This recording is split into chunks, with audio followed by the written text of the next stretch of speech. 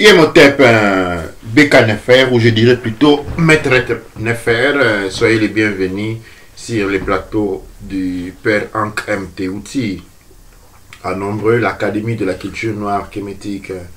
Aujourd'hui, nous allons affronter un thème enrichissant qui est celui de l'alimentation.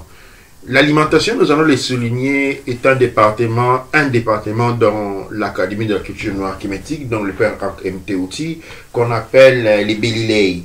Belilei, c'est un département qui est sous la direction du Kaneb Jedef Rahotep. Jedef Rahotep, aujourd'hui, n'est pas avec nous. Nous nous trouvons plutôt avec notre Moutz. Nous allons nous donner la parole pour s'introduire. Douanecher. Douanecher, Beka Nefer à tous ceux qui nous écoutent. Douanecher, encore une fois. Moi, c'est Eruka Nefer à Coutunecher. Et pour ceux qui me connaissent, c'est aussi Yambikou de Mbikoudi en même temps. Donc aujourd'hui, je suis très content d'être ici pour parler de l'alimentation. Pour beaucoup de ceux qui connaissent, j'aime beaucoup parler de l'alimentation et aussi de la nutrition, mais surtout de la santé. Parce que pour moi, quand on parle pour avoir une bonne peau, parce qu'on s'occupe, dans Mbikoudi, on s'occupe des problèmes de peau, de cheveux. Alors, c'est en faisant nos recherches pour former la compagnie Mbikoudi qu'on s'est rendu compte qu'une bonne alimentation est la source de la bonne santé, des bons cheveux, d'une bonne peau. Et c'est comme ça qu'on dit que pour avoir un beau teint, une belle peau, alors tout ça commence avec l'alimentation. Ça commence avec l'alimentation qui est une alimentation qui doit être saine, qui doit être vivante. Mais maintenant, souvent quand on parle de l'alimentation, et c'est comme ça qu'on va parler aujourd'hui, c'est qu'on a tellement beaucoup de stéréotypes qui nous limitent, au fait, dans lesquels on pense que certains types d'alimentation sont directement bons et d'autres types d'alimentation sont mauvais.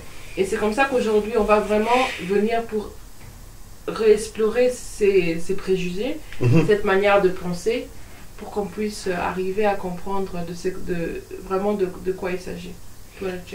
Douanecher, cette discussion est orientée sur par rapport aux questions qui nous ont été posées. Et une des questions redondantes qui nous est souvent posée en matière d'alimentation est quel est le régime alimentaire kémétique ou noir africain ou des Kachopa. Pourquoi cette question est redondante? Pourquoi nous posons-nous cette question?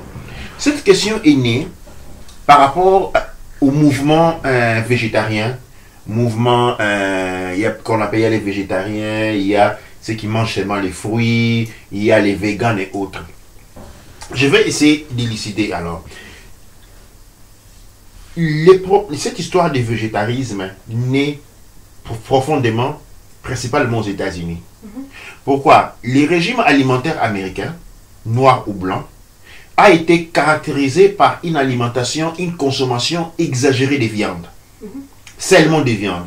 Ceux qui connaissent la culture pop américaine, c'est qu'on fait voir la culture où on mange des gros poulets, des grosses dindes, des gros animaux, où les gens dans les maisons ont des fours énormes où l'on cuit les animaux.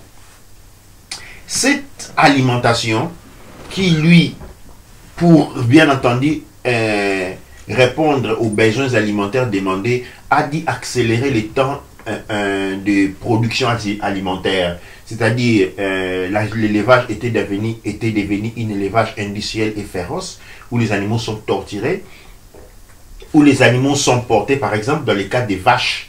Vous vous souvenez que la viande de la vache est une viande dure.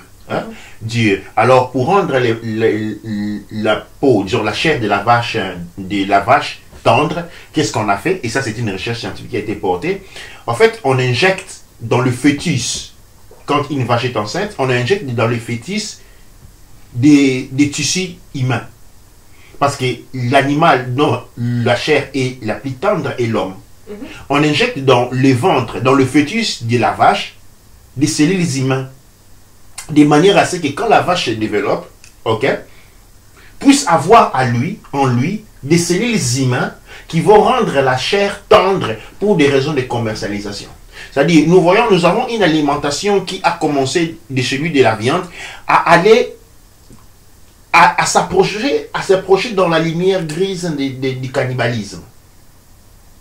C'est cette viande qui nous est proposée, cette viande. Alors, à un moment donné, il commencé à avoir des maladies parce que vous ne trouverez jamais les animaux de la même race qui se mangent eux-mêmes.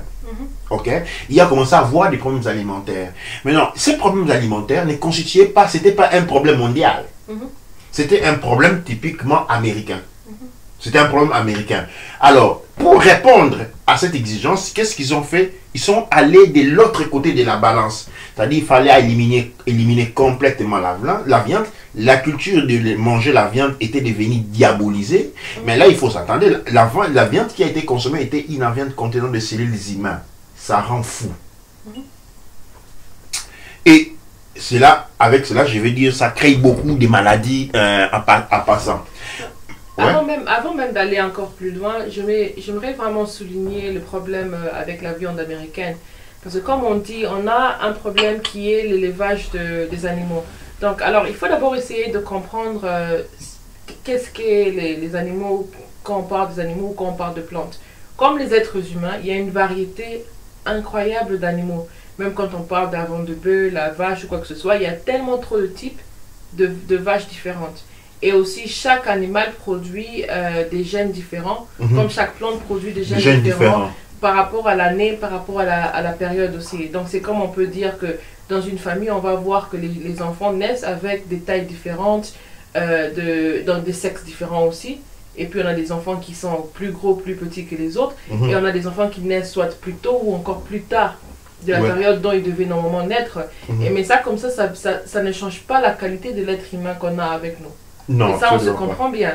Mais maintenant, qu'est-ce qui se passe avec les animaux et les plantes? L'être humain a arrêté d'abord de considérer tout ce qui était autour de lui. L'être humain ne considère pas les autres animaux ou la plante. Et donc, il a allé les désacraliser. Qu'est-ce que ça veut dire par là? Donc, pour avoir une vache, par exemple, parce que certaines vaches, ils ont des muscles sportifs, si on peut dire ça comme ça.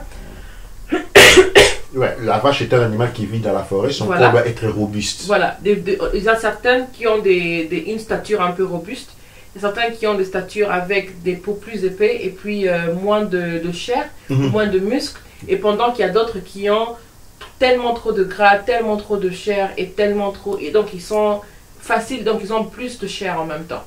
Alors qu'est-ce qui se passe? Il se passe que soit on va prendre ce type de vache, alors on va aller la mélanger, on va forcer.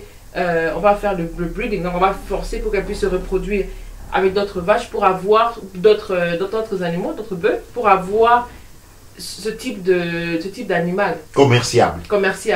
Ou encore, qu'est-ce qu'on va faire? On va essayer de comprendre qu'est-ce qui fait que cet animal, il a ce type de gène, et on va essayer de forcer la reproduction seulement de ce gène. Et quand on force la reproduction de ce gène, au fait, ça ne donne pas à la nature. C'est comme si on forçait la nature de ne pas s'adapter avec le temps et l'époque. Donc la nature, elle ne sait plus comment faire avec l'animal, et l'animal devient de plus en plus faible.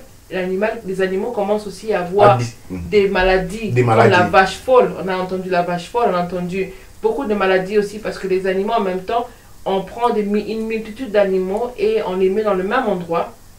Il y a la congestion, il n'y a pas d'espace, et alors il y a beaucoup de maladies. On comprend bien, parce que quand on parle de, entre guillemets, le bateau d'esclaves, par exemple, on voit que c'était une place où il y avait tellement trop de maladies. Pourquoi? Parce qu'il y avait un entassement d'êtres humains sans avoir un système génétique qui était bon. Mais il faut comprendre pourquoi est-ce qu'on les entasse comme ça. C'est parce que dans le système de la viande américaine, ou même maintenant c'est un peu plus, je ne dirais pas global, mais occidental, occidentalisé, parce que l'Occident, c'est pas le monde entier. Dans ce système-là, qu'est-ce qu'il y a? Un animal, qu'il soit en vie ou qu'il soit mort, est toujours un animal consommable. Pourquoi? Parce que ceux qui sont à la tête des industries ne mangent même pas ce qu'ils produisent. Absolument. Donc, une fois, on avait des fermiers ou des éleveurs qui élevaient parce que c'était leur travail de famille, c'était pour eux-mêmes. Alors, on crée des règles qui font que pour l'éleveur qui élève avec amour, pour lui-même, sa famille et pour sa communauté, on lui donne des restrictions, il ne peut plus faire ça comme ça. Alors on emporte des vaches ou des animaux qui viennent de partout dans le monde, qui normalement devaient vivre dans un système différent à celui-ci, et alors on les force en même temps. À vivre ensemble. on les force à vivre ensemble, Et ça crée crée une des maladies. congestion qui crée des maladies. Voilà. Et ces maladies-là restent dans la chair, ces chairs-là sont consommées et on a des problèmes d'obésité, on a des problèmes de l'explosion, Voilà. Donc on a le problème de maladie dans le corps parce que l'information qui se passe là, c'est quoi? C'est que l'animal n'est pas en mesure de se guérir seul parce qu'il n'a pas eu l'information génétique qui a changé. Donc lui, il est bloqué dans une période, c'est un animal qui devient artificiel de soi. Donc ça veut dire que les animaux normalement n'ont pas besoin de médicaments de l'homme, pas du tout, pour être en bonne santé. La nature les guérisse eux. Mais quand l'animal vit avec l'homme, l'animal il est d'abord contaminé par l'homme parce que l'animal et l'homme ne devraient pas vivre dans le même endroit. D'abord du 1, et puis aussi ils ne devraient pas vivre dans des groupes très grands non plus. Donc d'habitude certains animaux habitent en groupe, d'autres non. Des petits groupes. Des petits groupes, mais pas des très grands groupes. Vous ne trouverez jamais mis l'animal des grandes tailles. Voilà. Les animaux de petites tailles comme les fourmis peuvent vivre en grand groupe. Mais les animaux de grande taille ne vivent pas en grand groupe. Ils ont des groupes de 23 et 30 maximum. Voilà. Et on ne parle pas de 1 million, de 1000, Non. des choses pareilles. Et c'est ça qui est l'élevage. Et en plus, l'élevage, il y a des animaux qui sont entassés. Donc, on va avoir des étagères où il y a des animaux en bas et d'autres au-dessus. Et donc, il y a le champ magnétique de tous les animaux qui se mélangent en même temps. Et l'animal aussi n'a pas le droit de bouger, de marcher et aussi d'avoir une existence propre pour elle-même.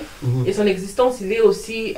Donc, on le tire plus longtemps. Et même là, maintenant, on a le lait parce que quand le veau, il naît, on lui insère des engrais dans le corps, on lui insère donc tous ces hormones à l'intérieur qui vont lui faire grandir plus rapidement. Donc normalement, au lieu d'avoir 1 année ou 2 pour devenir mature, on va lui laisser quelques mois pour devenir mature. Et on a vu, je l'ai vu quelque part, des vaches sur lesquelles on avait appliqué sur la peau, on a appliqué une forme de bouchon en plastique qui permettait de pouvoir contrôler sa digestion. Et de manière c'est-à-dire quand l'animal ne digérait pas, parce que maintenant on leur donne à manger de la chair et gros bourrier, et quand l'animal n'est pas en mesure de bien digérer, en fait il y avait sur les dos de l'animal une forme de couvercle qui pouvait ouvrir et introduire de l'acide qui allait digérer la nourriture à la place du Dieu. C'est-à-dire c'est à ces points-là qu'on est arrivé. Et en retournant sur le végétarisme et autres, vous voyez, c'est cette alimentation animale qui a créé les besoins du végétarisme. Et maintenant, aujourd'hui, on a un problème. Et là, on revient par rapport aux questions posées.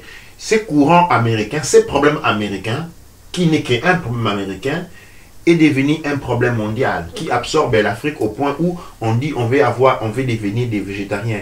Mais le végétarisme, c'est une question, c'est-à-dire on prend quelqu'un qui suit une thérapie, c'est parce qu'il est malade. Tu vois, je me souviens quand j'étais tout petit, ma grand-mère avait des lunettes et moi je voulais mettre les lunettes de ma grand-mère. C'est-à-dire les lunettes de grand-mère étaient parce qu'elle avait des problèmes aux yeux. Moi je n'en avais pas mais je voulais les mettre. Alors en allant vers le végétarisme en état africain, d'origine africaine, moi je vais parler de l'Afrique, des Kama, des Kachopa, voulant aller vers le végétarisme, c'est aller se mettre dans la place de commencer à prendre les médicaments d'une personne malade quand on n'est pas malade. Nous, on n'a pas ces problèmes-là, on n'a pas connu ces problèmes-là. L'OMS, une des choses que nous avons dit dans les passés, que nous avons démystifié ce soir, c'est là que l'OMS, l'Organisation mondiale de la santé, met dans son tableau des aliments dangereux, il met la manioc. Mais il faut comprendre pourquoi ce n'est pas un mensonge. Il faut comprendre que le manioc, c'est quelque chose que les Blancs ne connaissent pas. L'organisme des Blancs ne connaît pas les maniocs. L'organisme des Blancs ne connaît pas les maniocs, ne connaît pas l'huile de palme, ne connaît pas l'huile de coco, et ce sont et quand on regarde la classification, ces aliments-là sont classifiés comme des aliments dangereux. Mais ce que nous on oublie de comprendre, c'est dangereux pour eux. Tout comme par exemple les hamburgers, les saucisses, la charcuterie. Ce sont des choses, les alimentations, les aliments proposés par un McDonald's, tous les aliments travaillés, y compris les gâteaux très sucrés. Si nous, on devait avoir une organisation mondiale de la santé africaine, eh bien, c'est la première liste des produits dangereux dans le monde. On mettrait les hamburgers, on mettrait les sucres, De charcuterie. On mettrait les charcuteries. C'est une question de vision. Ça, c'est normal que les Européens, si on prenait des Blancs, on leur faisait consommer des feuilles de manioc chaque fois, 4 fois par semaine, pendant 2 ans, ce serait normal que ces gens-là développent un cancer. Et avec ça, j'ai même pointé il y a un poisson qu'on appelle le poisson fugu ou fugu. C'est un poisson, je pense, qui est d'origine japonaise ou chinoise, je ne suis pas très sûre. Mais c'est un poisson qui est fortement... il est empoisonné. C'est un poisson empoisonné normalement. Mais qu'est-ce qui se passe, c'est que les personnes continuent quand même néanmoins à le manger. Parce que c'est une délicatesse. Parce que quand ils le mangent, ils savent comment neutraliser le poison. Et surtout, oui, c'est un Japon, voilà, dans la cuisine du Japon. Et surtout quand la personne utilise ce poisson, ils ont la méthode pour extraire le poison. Exactement. Et consommer. Et c'est la même manière avec les champignons. Les champignons sont poisonnés. Les champignons, ce sont des produits empoisonnés. Mais même la pomme de terre. La pomme de terre a un poison. Nous, par exemple, on vient en Europe, on veut commencer à consommer la pomme de terre. Mais attention, pendant nos ancêtres n'ont jamais mangé de la pomme de terre. C'est-à-dire, nous n'avons pas de l'information relative à la pomme de terre. Et quand nous mangeons la pomme de terre, vous êtes assis à table, c'est-à-dire avec votre femme ou mari blanc, vous êtes assis, vous êtes à manger des pommes de terre. Pour lui, son corps sait comment neutraliser les poisons de la pomme de terre.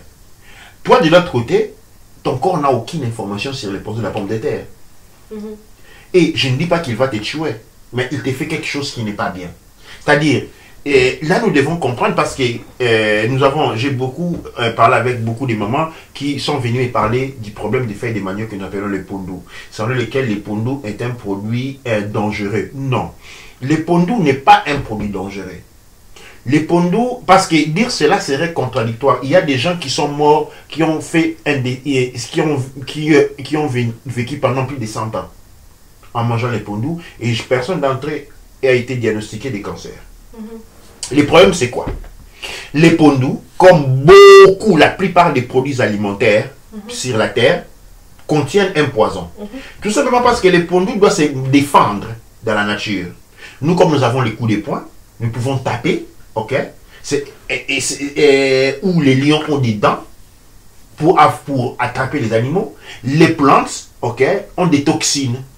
La plupart des plantes ont des toxines pour se défendre. Les amandes ont des toxines aussi. Les amandes, oui, ont des toxines. Aussi. Les cachets ont des toxines. La plupart des arachides ou des noix que les gens mangent ont des toxines.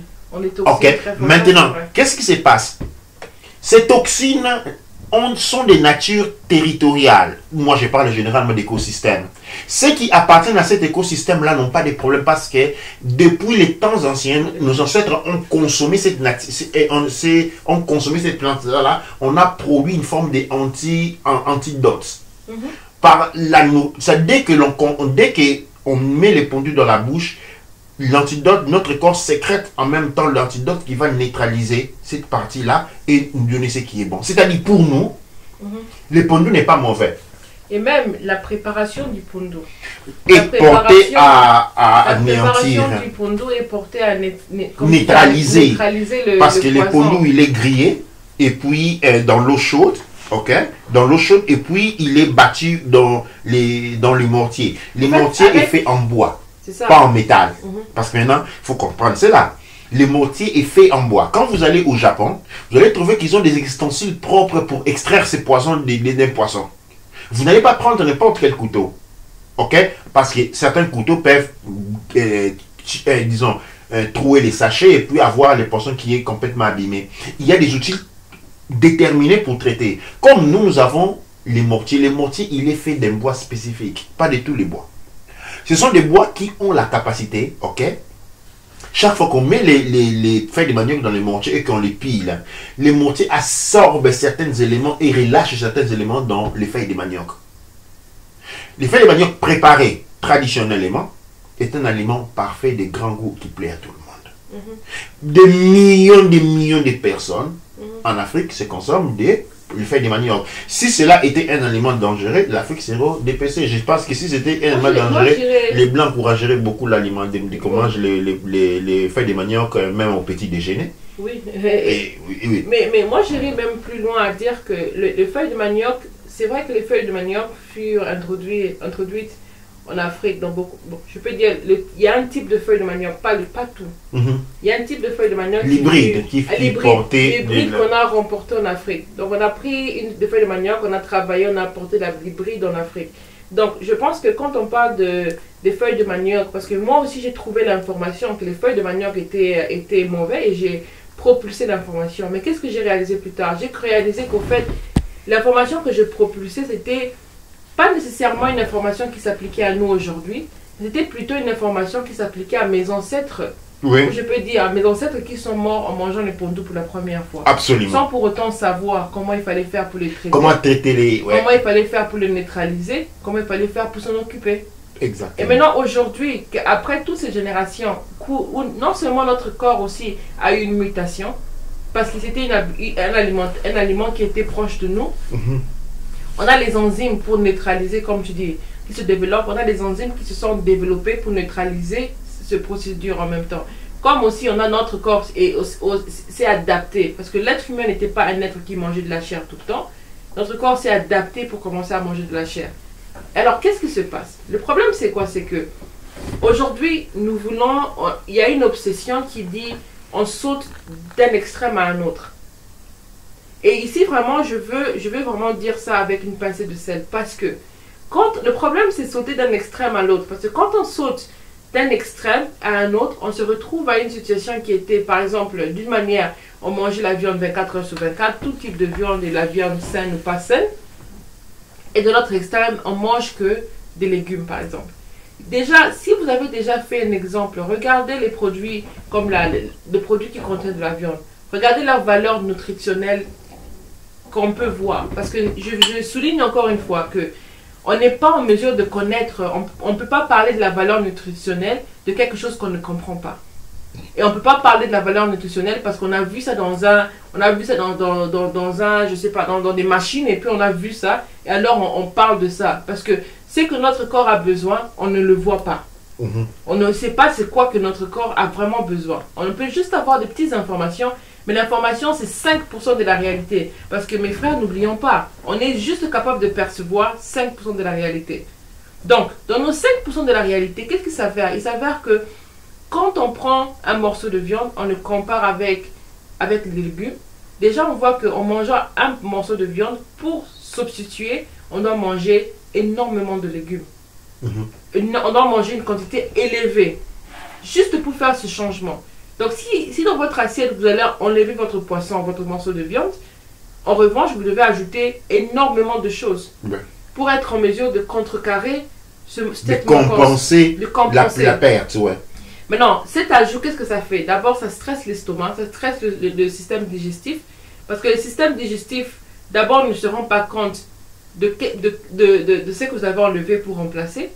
Votre estomac va se rendre compte de cela. Il va chercher ce que vous avez enlevé.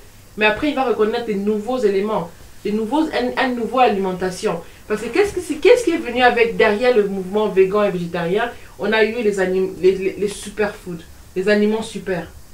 Les aliments comme on a les goji berries, on a tous ces aliments exotiques qui viennent de partout dans le monde, qui tout d'un coup sont des aliments absolument à manger aujourd'hui. Alors c'est mieux que d'où ces aliments viennent, que les gens puissent mourir de faim, mais que nous on puisse manger ces aliments parce qu'on veut substituer le fait qu'on ne veut pas manger la viande. Et ça c'est vraiment pas pour juger, mais c'est vraiment pour comprendre. Quand on comprend le fait que avant de faire une sorte de changement, il faut comprendre quelle alimentation mangeaient mes ancêtres. Absolument. La première chose, c'est qu'on devrait normalement aller vers l'alimentation de nos ancêtres et trouver comment on peut enrichir cette alimentation-là. Comment on peut enlever les antivaleurs et comment on peut ajouter quelque chose de positif. Aujourd'hui, dans l'Afrique, on a le fléau des cubes magiques, des cubes pour mettre dans la nourriture. Où sont passés les épices africaines? Absolument. Pourquoi on utilise ces cubes qui sont périmés? Et ça, nous devons les signaler. La plupart des laits que nous recevions de l'Europe, quand vous prenez du lait et qu'il colle sur les palais, c'est parce que ce sont des laits qui sont périmés. Et 90% des laits qui venaient de l'Europe pour venir en Afrique, c'est des laits périmés. Donc je vous informe, vous avez vu, nous avons été grandis avec des laits périmés, qu'il s'agisse de Nestlé, Corbeil, c'était des laits complètement périmés. Et je me rappelle encore que la plupart des biscuits qui étaient disponibles en Afrique, Hein? Oui. C'était des biscuits L'alimentation, pour chiens. Alors, je me souviens, oui, c'était des biscuits pour Les chiens qui biscuits étaient, pour chiens, oui. les biscuits faits pour les chiens en Europe étaient mis en Afrique pour les hommes. Je me souviens, pour ce qui est du Zaïre, après le premier pillage qu'il y a eu aussi, le Zaïre a connu, il y avait des déficits alimentaires. À un moment donné, il y avait des formes de soya qui sont apparues sur les marchés africains que tout le monde consommait.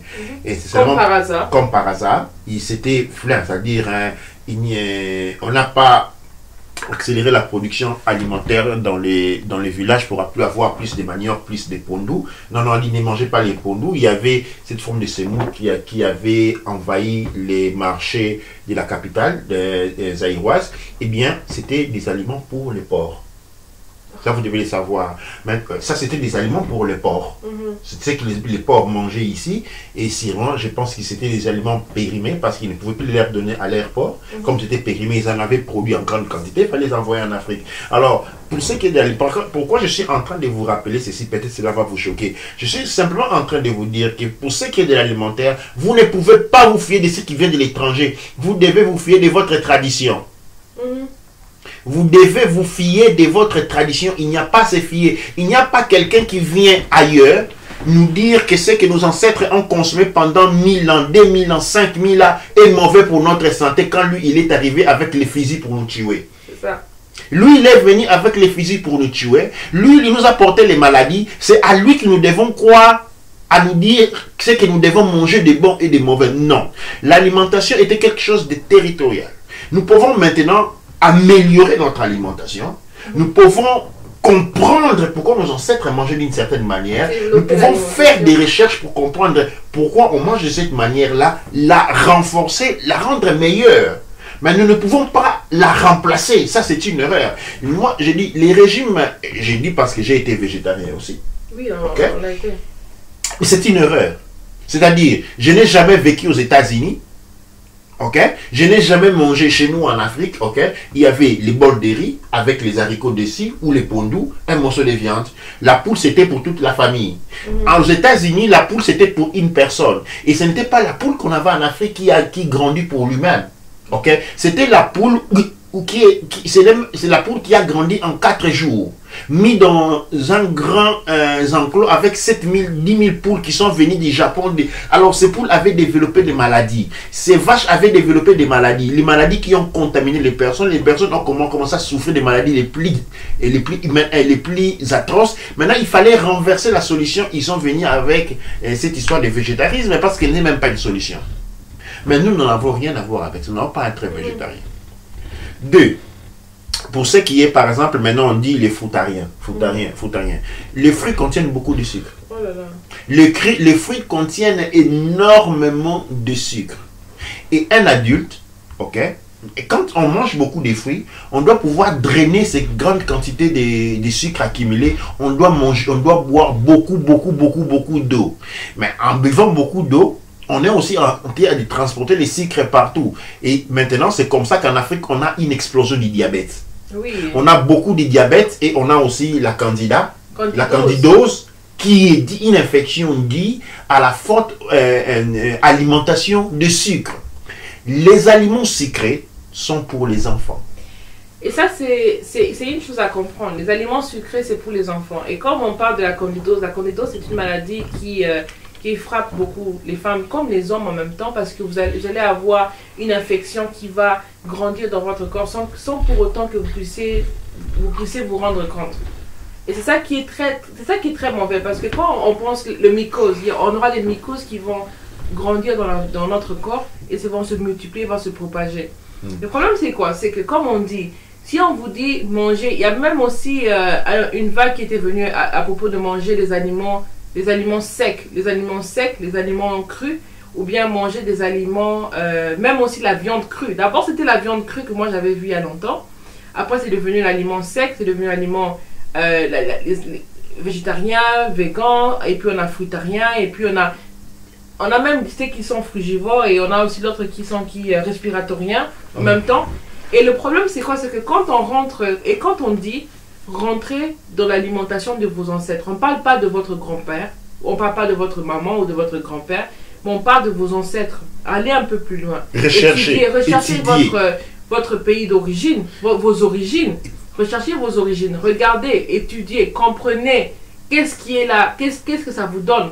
Parce que le point c'est quoi? C'est que quand on vous dit mangez végétarien, mangez ça comme ça, c'est une punition qui est faite sur vous, directement. Mais en réalité, qu'est-ce que vous allez trouver? Vous allez trouver que si peut-être vos ancêtres étaient végétariens, il faut comprendre comment ils étaient et comment ils faisaient pour avoir le nutriment dont ils avaient besoin. Et ça, c'est une alimentation complète. Parce que c'est une alimentation qui s'est créée naturellement. Naturellement. Ils ne sont pas devenus En végétariens équilibre avec pour les porter des animaux t-shirts. et en équilibre avec la flore et la faune. C'est Il ça. y a un système de recyclage. Nous appartenons à l'écosystème. Et dans l'écosystème, il y a élimination, consommation, élimination, de manière que tout, il ne se crée pas de refus, de saleté. Des saletés. Et ce que nous mangeons, ok, c'est ce qui est dégagé d'une certaine manière. Ok, et il doit y avoir un équilibre. On ne peut pas manger les mêmes choses tous les jours, pendant toutes les périodes. Je me rappelle, il y avait un papa qui nous a expliqué par exemple que dans la ville d'où il vient, dans leur ville, eux ils mangeaient, ils étaient, je peux dire végétariens pendant 6 mois et après ils mangeaient avec du poisson. Pourquoi? Parce que dans leur territoire, dans les 6 mois, il n'y avait pas de poisson. Oui, absolument. Donc, Une exigence naturelle. C'était une exigence C'est naturelle. un équilibre naturel. Ils n'arrivaient pas à s'acheter des animaux, il n'y avait rien du tout. Donc à la fin, ils devenaient végétariens pendant quelques périodes. Et dans notre période, là, ils n'étaient pas végétariens. Et personne n'était malade à cause de ça. Absolument. Même dans santé. tous les villages, il y a des périodes où, par exemple, la chasse, ok, on ne chasse pas tous les jours. Il y a des périodes de chasse. Ok. Pendant les périodes de chasse, on va chasser et on a la chair qu'on consomme. Maintenant, la chair n'est pas congelée parce qu'elle devient cancérogène.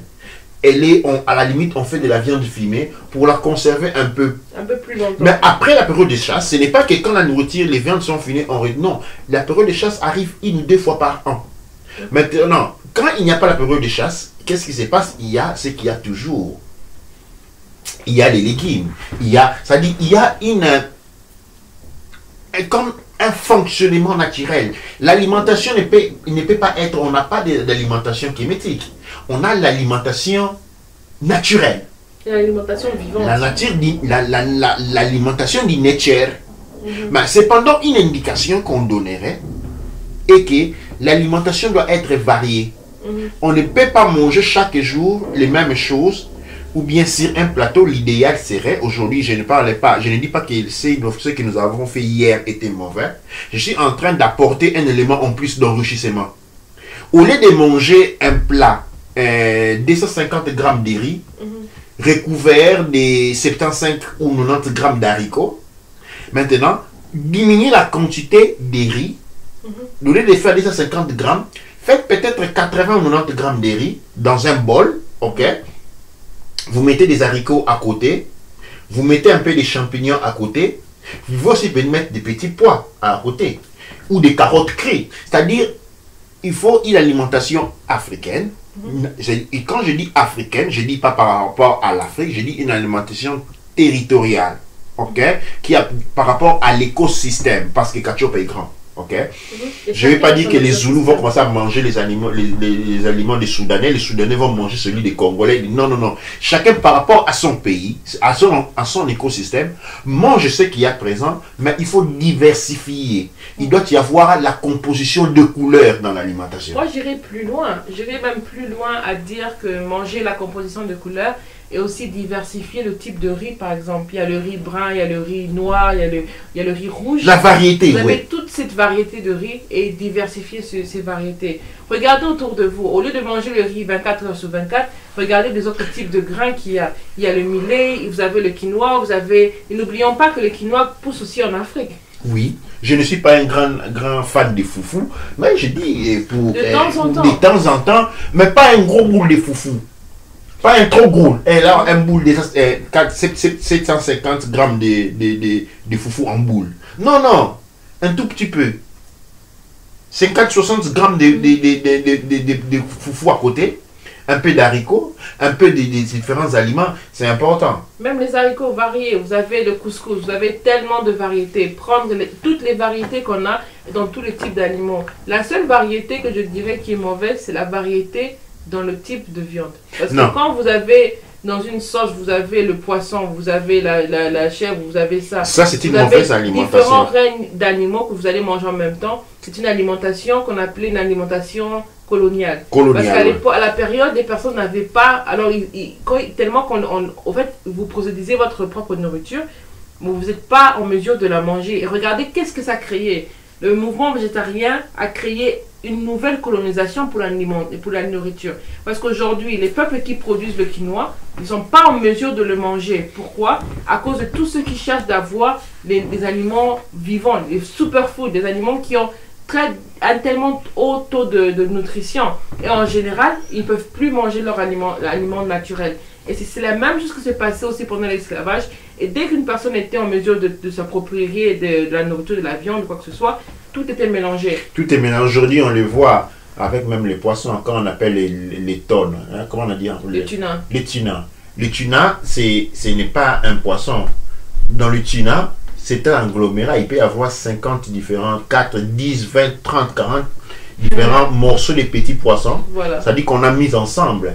Et ça, c'est quelque chose qui n'est pas bon. C'est la diversité dont j'ai parlé. Même dans les couleurs. Aussi. La viande font la même chose. Aujourd'hui, s'il y a 30 morceaux, ça peut être 30 morceaux de 30 animaux différents. C'est-à-dire vous avez un chassé des... Parce que c'est quoi ce qui nous gâche? C'est la conception de la pensée. Nous, on pense que quand on a un sachet de morceaux de poulet, ça suffit. Si c'est 20 pièces, ça dit il y a des poules à l'intérieur. Non, ces 20 pièces-là, ça peut venir des 20 poulets complètement différentes. Et ça, c'est une alimentation malade. C'est mieux d'aller trouver dans les boucheries, dans les boucheries où on tue un animal, et les pièces qu'ils vont donner viennent d'un seul ou de 2 ou 3 animaux.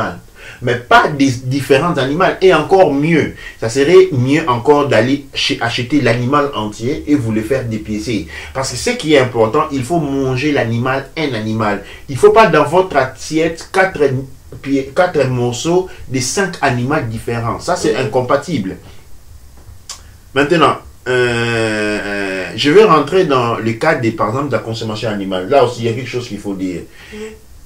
Il est à noter que les animaux consommables sont les animaux qui se nourrissent des herbes. Parce que dans la nature est complexe et très beau. C'est pourquoi j'adore les nature et nous les glorifions chaque jour parce que son intelligence est immense. Dans la nature, il y a des animaux qu'on appelle les animaux recycleurs. Ces animaux, les nettoyeurs. Les nettoyeurs, les recycleurs sont des animaux qui consomment toutes les saletés. Voilà. Leur corps est fait de manière à nettoyer les saletés, à l'éliminer et à les transformer en fumier. Ok? Alors, ces animaux-là, ce ne sont pas des animaux à manger pour des raisons. En les mangeant, vous vous contaminez. Parce que son corps est plein de saletés. 2. La deuxième raison est que vous éliminez les nettoyeurs. Et à la fin, il y aura beaucoup de saletés. Il y a les mécanismes, aujourd'hui, il y a dans la nature, il y a l'écologie. Il y a un système de purification, de nettoyage. Il y a des animaux qui sont là pour nettoyer. Alors, ce sont les porcs, les souris, et nous avons les sangliers. Toute cette catégorie des animaux qui sont des animaux qui mangent n'importe quoi. Alors, ces animaux-là ne sont pas des animaux à manger. Parce que ces animaux-là, leur corps, disons, dans leur ventre, c'est plein de saletés. C'est plein des animaux des choses qui doivent être éliminées. Maintenant, en mangeant ces animaux-là, on se contamine. On devient malade. On est en train de remettre dans le corps ce qui a été éliminé dans la nature.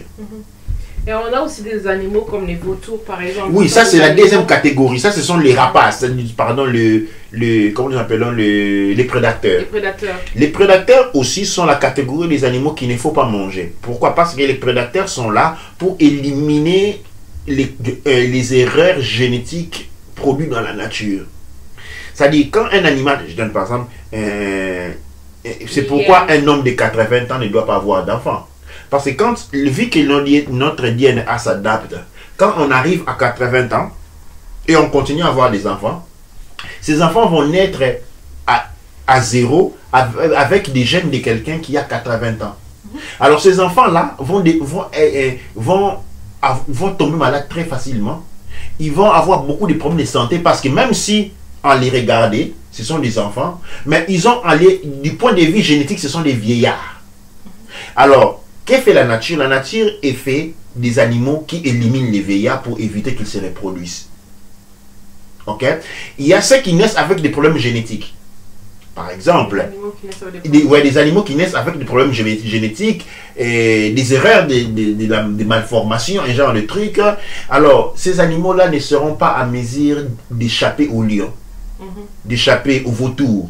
Ce sont ces animaux-là qui vont être éliminés. Et recyclés. Parce qu'ils sont pas des animaux qui sont malades. Non, ils ne sont pas malades. Ce ne sont pas des animaux qui sont malades, mais c'est pour créer un équilibre. Un équilibre, c'est comme quand on est en train de faire du pain et puis il y a une partie qui tombe, il a un peu comme une pâte un peu qui prend une forme qui n'est pas bonne. Qu'est-ce que vous faites? Vous le reprenez dans la moule. Parce que c'est important, en fait, c'est ça qui est, il n'y a pas d'imperfection dans la nature. Dans le sens que quand on parle même des pommes ou des fruits ou quoi que ce soit, aujourd'hui on veut manger le même type de pommes, on veut manger le même type de fruits, on veut manger et puis je parle du même type, ça veut dire du même genre.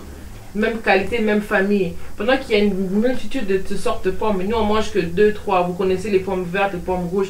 Je ne sais pas si quelqu'un peut me nommer 10 sortes de pommes différentes. Mais il y a différents, il y a des pommes jaunes, des pommes bruns, il y a 150. Il y a 150 types de pommes. Et moi je pense même pas que je suis en mesure de nommer 20. Et je ne sais pas si, je vous demande si quelqu'un connaît 20 types de pommes, de les écrire dans les commentaires. C'est très important. Parce que ça là, ça fait quoi? Ça fait que tellement qu'il y a une variété. Alors, l'être humain ou les animaux qui mangent, normalement, ils mangent ce qui peut être consommé. Et ce qui peut être consommé, ça veut dire ce qu'on ne veut pas, on ne veut pas reproduire. Ça se mange. Mais ce qu'on veut reproduire, on le laisse. Et c'est même comme ça aussi que les noix, par exemple, ont beaucoup d'acide, ils ont beaucoup de poison aussi à l'intérieur. Parce qu'on n'est pas censé tous les manger. Parce que si vous mangez le fruit et vous mangez les grains aussi, à quel moment l'arbre va se reproduire? Absolument. À quel moment l'arbre va se reproduire à la fin? Et c'est comme ça que c'est important de prendre une vision holistique de l'alimentation. Et c'est vrai, quand on est en Europe par exemple, quand on est en Amérique, l'alimentation végétarienne peut être meilleure parce que si vous avez le choix entre manger un McDonald's et manger des légumes ou quoi que ce soit, le choix est clair. Parce que c'est pas sain, le choix il est clair. Mais en même temps, il faut se rendre compte et il faut réaliser qu'est-ce que nous sommes. Est-ce que nous sommes juste un ventre? Ou sommes-nous des êtres? Et quand en étant des êtres, qu'est-ce dont notre être a besoin? Notre être supérieur a besoin. Et je pense que ce sont des questions qu'on ne se pose pas. Et si on regarde l'alimentation de nos ancêtres, on regarde leur alimentation avant la colonisation, c'est à ce point-là que nous allons commencer à bien comprendre ce que nous devons faire et comment nous pouvons reconstruire notre corps. Doua Netcher, et en arrivant à la phase de conclusion, je lance une invitation à consommer la nourriture culturellement, à consommer la nature, disons les aliments de vos ancêtres, à ne pas tomber dans des pièges qui sont végétariens ou fruitariens ou non. Absolument pas. Il faut manger ce que nos ancêtres ont mangé. C'est ce que font tout le monde. Les Japonais mangent ce que les Japonais ont toujours mangé. Ok? Les Chinois mangent ce que les Chinois... On n'a pas vu les Chinois changer de régime alimentaire. Hein? Non. Les Italiens mangent ce qu'ils sont en train de manger. Le problème, c'est quoi l'Américain? Parce que l'Amérique n'a pas une culture. Il n'y a pas une culture de référence. Ils commencent à tâtonner. Ils tâtonnent. Ils tâtonnent parce qu'ils n'ont pas. Pourquoi les États-Unis ont des problèmes de santé? C'est parce que les États-Unis n'ont pas une culture. La culture américaine, c'est une culture pop. Coca-Cola, Michael Jackson et hamburger. Ok? C'est une culture, il n'a pas une culture. Et c'est-à-dire, comme il n'y a pas une culture, il y aura justement beaucoup de problèmes. Il n'y a pas d'ordre. Ces désordres-là, c'est répercuté sur le plan alimentaire. Mais j'invite tous les Kamites à réaliser que ce n'est pas un problème africain. Nous, plutôt, nous pouvons améliorer notre alimentation, nous, en l'étudiant ce que nos ancêtres mangeaient, en nous fiant sur ce que nos ancêtres faisaient, et à continuer sur la même voie. Nous pouvons améliorer, c'est-à-dire la diversifier le plus ce qu'on est en train de manger, faire attention à ne pas manger n'importe quoi, Faire attention à ne pas à manger des choses comme les cochons, les souris, les serpents. Hein? Ce ne sont pas des animaux qui mangent de l'herbe. Ok? Et nous plutôt, ceci vaut pour nous. Il y a des gens, des peuples qui vivent dans des territoires où il n'y a pas d'herbe. Et dans ces territoires-là, les animaux qui sont là ne mangent pas l'herbe. Ça n'a rien à voir avec nous. Je ne suis pas en train de dire ici que tout le monde doit manger comme nous. Moi, je suis en train de parler de nous. Je dis, nous devons consommer ce qui mange l'herbe. Parce que nous, là où nous vivons, là où nos ancêtres ont vécu, et puis il y a l'herbe. Ok? Je ne suis pas en train de parler pour ceux qui vivent dans les déserts. Parce que ce serait de la discrimination de demander à ceux qui vivent dans les déserts d'aller chercher les moutons. Il n'y en a pas. Ils mangent les chameaux et je ne sais vraiment pas qu'est-ce que les chameaux mangent. Non, j'ai aucune idée. Non, mais ça, c'est super fort. Et pour moi, au mot de la fin, ce que j'aimerais dire, c'est que aujourd'hui, on a l'affolement de ce qu'on doit manger, ce qu'on ne doit pas manger. Et comme tu dis, chacun doit se focaliser sur ce qu'il ressent d'abord et s'éduquer. Il faut bien s'éduquer pour être en mesure de développer ce que nos ancêtres ont fait. Par exemple, le pilon, le mortier, en Afrique, on n'a pas développé. Oui, absolument. Pourquoi? Parce qu'on est trop en train de regarder ce que l'autre est en train de manger. Mais même pas encore développer, même pas la comprendre. Voilà, on n'a pas compris. Il y a des arbres typiques pour faire les mortiers. Parce que ces arbres, c'est par tentonnellement, quand on veut boum, c'est une vibration. Et les mortiers reçoivent une vibration et relâchent une vibration qui va. La nourriture commence à. Les pondous, les fêtes commencent à se préparer dans les mortiers. Il y a un amalgame de vibrations qui arrive et cela est important. Il ne faut pas les mettre dans les machines à métaux et les grincer. Non, non, non. Il faut les mortiers. C'est une sorte d'assaisonnement. C'est un assaisonnement qui. C'est pourquoi les pondous, il est meilleur. Parce qu'il y a un assaisonnement qui commence dans les mortiers. Ça, c'est quelque chose qui est fondamental. Nous devons enrichir, comprendre notre monde. Voilà. Et ne pas tomber dans les pièges de la mécanisation avec des robots qui vont commencer à tailler les... Non, non, on n'est pas dans... Nous devons valoriser ce que nous avons pour pouvoir survivre, être en bonne santé. En allant chez les autres sont pleins de maladies. Le monde occidental est plein de la maladie. Si le monde occidental est plein de maladies, c'est parce qu'ils n'ont pas une mauvaise alimentation. Nous, toutes les maladies qu'on a en Afrique, c'est parce qu'on nous les a apportées.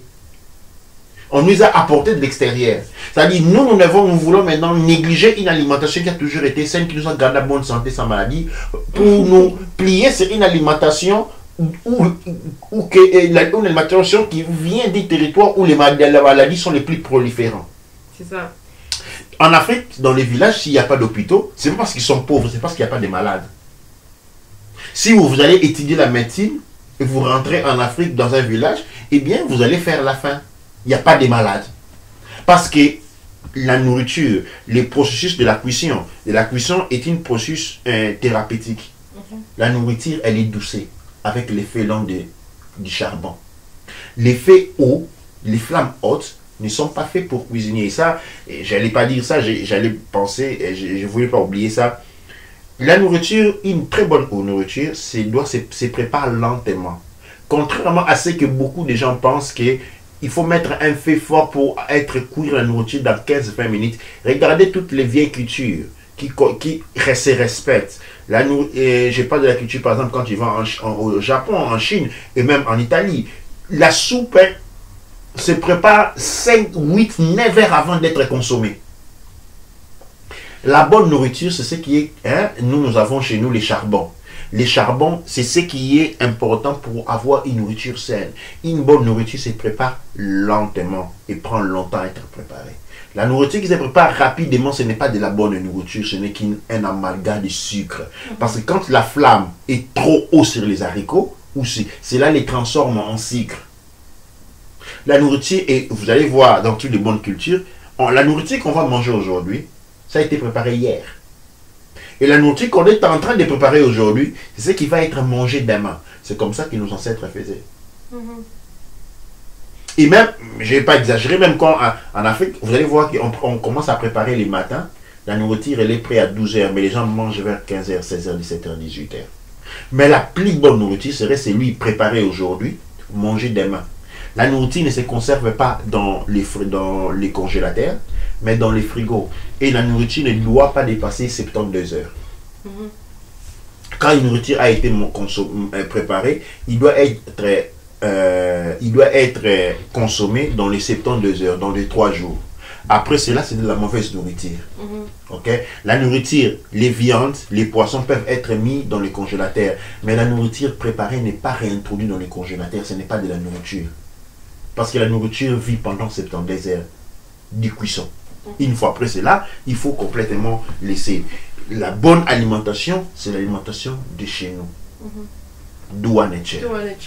Et comme je disais, le problème que l'être humain a aujourd'hui, c'est que nous sommes arrivés dans un espace où notre corps peut ou ne pas être recyclé. Le recyclage est très important parce qu'on doit comprendre la chaîne de l'alimentation, on doit comprendre la procédure d'alimentation, on doit comprendre quand on mange tout ce qu'on mange, d'où ça vient et qu'est-ce qui fait qu'on a besoin de cet aliment, par exemple. Aujourd'hui, quand on tue les mouches, on ne comprend même pas c'est quoi leur nécessité dans le monde aujourd'hui. Quand on tue les abeilles, on ne savait pas que les abeilles sont nécessaires pour avoir les fleurs, pour avoir nos aliments, pour avoir nos nourritures. On ne comprenait pas que quand on faisait quelque chose, c'était pour du bienfait et aussi qu'il y avait une très très bonne raison pour ça. Et c'est comme ça qu'aujourd'hui, le problème qu'on a, c'est que l'être humain risque de ne pas être recyclé. Parce que l'être humain, il allait tellement très loin du nature, du créateur, qu'aujourd'hui, il risque de ne pas être recyclé. Qu'est-ce que ça veut dire par là? Ça veut dire que l'être humain, quand il va mourir, il ne va pas redevenir poussière. N'oubliez pas qu'on dit terre, terre, tu redeviens terre. Mais l'être humain ne redeviendra pas terre. Parce que à cause de son alimentation, à cause de tout ce qu'il y a eu comme pollution dans l'air, dans l'eau, dans l'alimentation aussi, toutes ces toxines, pesticides qu'on a dans nos alimentations, fait aujourd'hui que l'être humain ne va pas être recyclé. Donc quand l'être humain va mourir, son corps va se liquéfier au lieu de devenir poudre, au lieu de devenir terre encore une fois. Une fois, jadis, l'être humain devenait terre et l'être humain nourrit la terre et l'être humain formait la terre de nos ancêtres. Et c'est comme ça que quand on parle de la terre de nos ancêtres, c'est parce que la terre représente nos ancêtres. Ça représente le corps que nos ancêtres étaient une fois. Mais aujourd'hui, on va arriver dans un endroit où l'être humain, nous ne serons plus la terre de nos ancêtres. Et nos enfants, quand ils seront là, il n'y aura plus cette terre qui va représenter leurs ancêtres. Parce que nos corps ne vont pas être recyclés. Pourquoi? Parce que la partie de notre corps ou l'organe qui sécrétait ce liquide, ou qui sécrétait ce mécanisme de décomposition a été interféré, a été attaqué à cause des pesticides, à cause de la pollution et à cause de tout ce qu'on mange qui la calcine. En le calcifiant, nous avons le risque de ne pas être recyclé.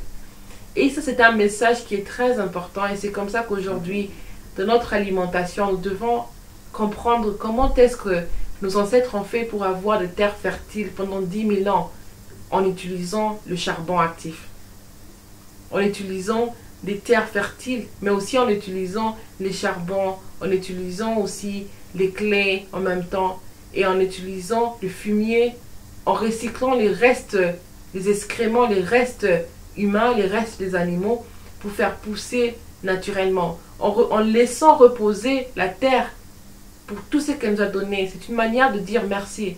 Aujourd'hui, nous disons merci avant de manger. Est-ce que nous disons merci à la terre qui nous a donné tout ce que nous mangeons, que ce soit les plantes, ou que ce soit nous-mêmes qui sommes au-dessus de la terre, ou que ce soit les animaux que nous mangeons? Est-ce que nous remercions la terre? Est-ce que nous remercions même les animaux en question en leur donnant une vie à eux aussi et en leur laissant avoir leur cycle et attendre la fin de leur cycle? Nous ne laissons pas la fin du cycle pour les animaux et ne laissons pas la fin du cycle pour nous-mêmes. Et en conséquence, l'être humain va devenir du pétrole. L'être humain va devenir du fuel, donc fossil fuel. L'être humain va se transformer en ce qu'on appelle le liquide noir, qu'on appelle le pétrole. Donc ça veut dire un liquide qui n'a pas d'utilité au lieu d'être transformé. Donc la terre va devoir nous engloutir de force pour digérer pour nous digérer, parce que nous ne serons pas digestibles pour la terre. Et c'est très important de souligner aussi que, par exemple, que quand on parle de lignée adamique, on parle de la période adamique et ça coïncide à la période du pétrole qu'on utilise aujourd'hui. sans pour autant dire qu'ils existent ou pas, mais la période dont ils sont en train de parler, c'est la dernière période où on a englouti beaucoup de matériel, du bois, des humains, des animaux, qui n'ont pas respecté le nature, qui sont devenus du liquide. Le liquide du pétrole. Le liquide qui normalement devait être un fruit dans la terre pour être recyclé. Et nous prenons tout ce qui est dans la terre, nous le faisons sortir. Nous ne laissons pas la terre finir sa digestion pour nous produire quelque chose de merveilleux. Nous voulons interférer avec la digestion des animaux, la digestion de la terre et même la digestion de nous-mêmes. Donc, au lieu de se préoccuper de ce que on est en train de comment, quelle alimentation on répond, de quel t-shirt on doit acheter, si on doit acheter végan, végétarien, fruitarien, on doit se préoccuper de qu'est-ce qui va se passer de nous une fois que nous ne serons plus là. Douane Nature. Douane Nature, nous allons finir à conclure notre émission de ce soir à ces points-là. Et c'est un questionnement. Et spécialement quand on devient plastique, l'esprit ne se sépare plus facilement du corps. Et si on parle de l'enfer, nous ne sommes pas en enfer, nous sommes en train de nous diriger vers l'enfer. Et cet enfer regarde tous les paramètres. Aujourd'hui, nous allons parler de l'alimentation et en réponse aux questions qui nous avaient été passées et aux faux prêtres qui sont dehors, qui sont en train de prêcher sans comprendre. Beaucoup de gens, moi-même au début, j'ai parlé du végétarisme, je ne vais pas les nier. Mais le problème, c'est quoi? J'invite les gens à pouvoir évoluer, à ne pas rester sur les mêmes points, à ne pas rester prisonniers des points de vue qui ne sont pas les nôtres. Nous y passons, mais nous devons nous évoluer, nous devons aller. Quelle est l'importance de présumer apporter une connaissance africaine avec des contenus qui ne sont pas africains? C'est les problèmes que nous déplorons aujourd'hui. Nous devons marcher dans la vérité. Et il y a une campagne de boycottage vers les produits africains. Nous connaissons très bien. Et on veut... Toutefois, ce qui fait rire ça, quand on voit les abeilles qui sont en danger, on dit que ce sont des abeilles africaines. Maintenant, c'est l'été. Quand il y a une chaleur énorme qui vient, on dit les chauds africains. Okay?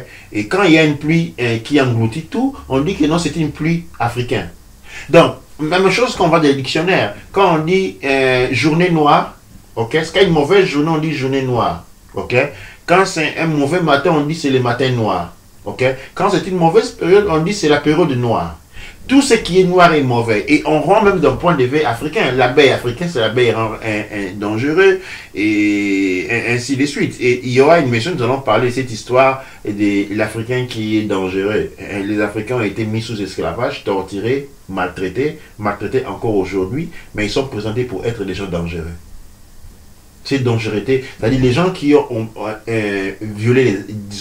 violenté le monde noir, et sont aujourd'hui présentés comme des bons, et ce sont les Africains qui sont des gens, et pendant qu'il n'y a aucun pays dans le monde qui a été envahi par les Noirs, et nous avons été violentés, envahis, détruits, et encore aujourd'hui les retours de l'esclavage. Ce ne sont pas des Noirs qui sont en train de pratiquer de l'esclavage chez les Noirs, on voit ça, mais les Noirs est encore présenté pour ce qui est mauvais. Et dans ces termes-là, je vais conclure, ça sera un autre sujet sur une autre émission. Donc, dans ce grand combat contre les boycottages du monde noir, les feuilles de manioc boycottées, parce qu'on dit que c'est un mauvais produit. L'alimentation noire, c'est boycotté. Quand les Noirs mangent les légumes, il est pauvre. Quand maintenant les Blancs mangent les légumes, il est végan. Tu vois, il est végan. Quand les Blancs mangeaient la viande, il était riche. Quand les Noirs mangent la viande maintenant, il est contre l'écologie. Tu vois, il est meurtrier.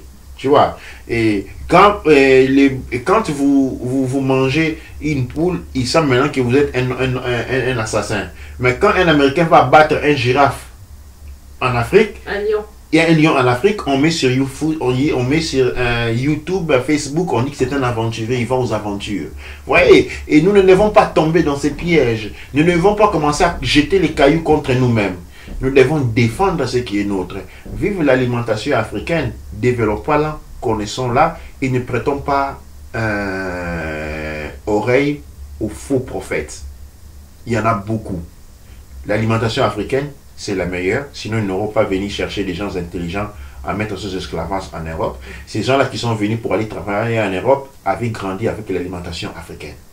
Donc, jusqu'à preuve du contraire, si l'Afrique et les continents où sont nés les gens les plus forts, c'est parce qu'ils avaient l'alimentation était puissante. Et aujourd'hui, on ne va pas laisser des arnaqueurs de coin, des gens qui cherchent à être à se ressembler aux blancs, venir nous dire que dans l'alimentation africaine, non les feuilles de manioc, non l'huile de palme, non, on a grandi avec ça. Et on comprend que c'est pas bon pour eux, mais qui limitent leur information chez eux. Et pour nous, c'est bon. Comme pour nous, les McDonald's, c'est très mauvais. Pour nous, les chips et autres, c'est mauvais. Les pommes, il y a beaucoup dans la série dans le champ alimentaire occidental, le sucre, les chips, tous ces aliments-là travaillés, les produits travaillés, ce sont des produits qui ne sont pas bons pour nous. C'est aux enfants qu'on donne des aliments travaillés. Nous n'en avons pas besoin. Et donc, je dis encore une fois, vive l'alimentation kémétique. Notre régime alimentaire, c'est le régime alimentaire naturel qui varie selon les stations et les saisons. Nous mangeons ce que les nature nous offre durant cette saison-là. Nous buvons ce que les nature nous offre durant cette saison-là. Nous respectons les lois, l'équilibre de la nature. Nous ne mangeons pas les animaux recyclés. Nous ne mangeons pas les prédateurs. Nous mangeons les animaux qui mangeait l'herbe. D'où en est de part de l'Académie de culture noire kémétique, le père Hank M. Teouti. Et à moins de conclusion, je ne sais pas si notre maman a dit quelque chose à dire. Tout en est et tout ce que je dirais en mot de conclusion, c'est qu'on doit développer un amour propre très fort, mais un amour propre qui vient de l'amour que nous avons pour nos ancêtres. Et aussi un respect de nos traditions, de nos ancêtres. Et quand on parle de nos ancêtres, il faut regarder nos ancêtres plus loin, surtout avant la colonisation, avant l'interférence. Et vraiment essayer de comprendre ce monde-là pour développer et nous développer nous-mêmes. Douane Etcher. Douane Etcher, c'est vers le Etcher que je me tourne en ce moment et je dis Amasu empa emra sangsu, emenra empa emra, aou, kuaura, manketi pa erura.